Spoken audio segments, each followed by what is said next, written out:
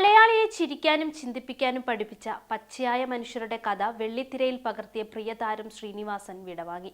ദാസനായും വിജയനായും ബാലഗോപാലനായും വന്ന് നമ്മുടെ വീടുകളിലെ ഒരാളായി മാറിയ ശ്രീനിവാസന്റെ വിയോഗം മലയാള ചലച്ചിത്ര ലോകത്തിനും സാംസ്കാരിക കേരളത്തിനും നികത്താനാവാത്ത നഷ്ടമാണ്.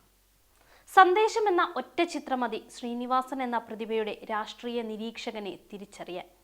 വരവേൽപ്പ്, നാടോടിക്കാറ്റ്, തലയണമന്ത്രം തുടങ്ങിയ ചിത്രങ്ങളിലൂടെ സമൂഹത്തിലെ പൊള്ളത്തരങ്ങളെ പച്ചയായി ശ്രീനിവാസൻ പരിഹസിച്ചു. വടക്കുനോക്കി യന്ത്രം, ചിന്താവിഷ്ടയായ ശ്യാമള എന്നീ ചിത്രങ്ങളിലൂടെ സംവിധായകൻ എന്ന മികവിൽ നിന്ന് ദേശീയ, സംസ്ഥാന പുരസ്കാരങ്ങൾ തന്റെ കൈപ്പിടിയിൽ ഒതുക്കി. തിരശീലയിലെ എല്ലാ വേഷങ്ങളും അഴിച്ചുവെച്ച് ശ്രീനിവാസൻ എന്ന മഹാപ്രതിഭ മടങ്ങുമ്പോൾ ഓരോ മലയാളിയുടെയും ഉള്ളിൽ ആ പ്രതിഭ ബാക്കിവെച്ച കഥാപാത്രങ്ങൾ ഉണ്ടാകും. കുറച്ചു കാലങ്ങളായി രോഗാവസ്ഥയിലായിരുന്നു ശ്രീനിവാസൻ. ശനിയാഴ്ച തൃപ്പൂണിത്തുറ താലൂക്ക് ആശുപത്രിയിലാണ് അന്ത്യം സംഭവിച്ചത്. 69 വയസ്സായിരുന്നു.